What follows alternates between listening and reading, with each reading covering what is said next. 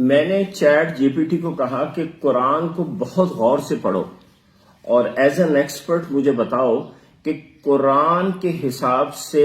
ابلیس یعنی شیطان کی پرسنالٹی کی کیا خاص خاص باتیں ہیں.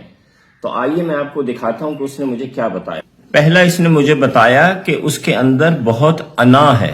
دوسرا نافرمان ہے، تیسرا انسانیت کا دشمن ہے، چوتھا بہت مکار اور چلاک ہے،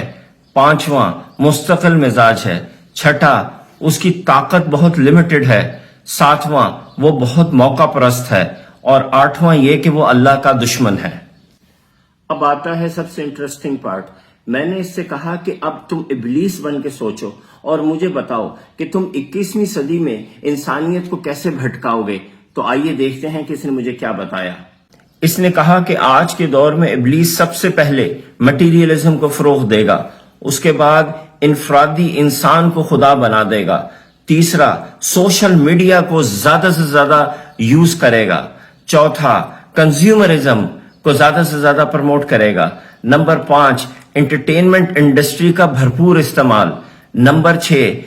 ریلیجس اور مورل ویلیوز کو تباہ کرنے پہ خصوصی توجہ، نمبر 7 سوشل انجسٹس یعنی امیر سے امیر تر، غریب سے غریب تر کرے گا،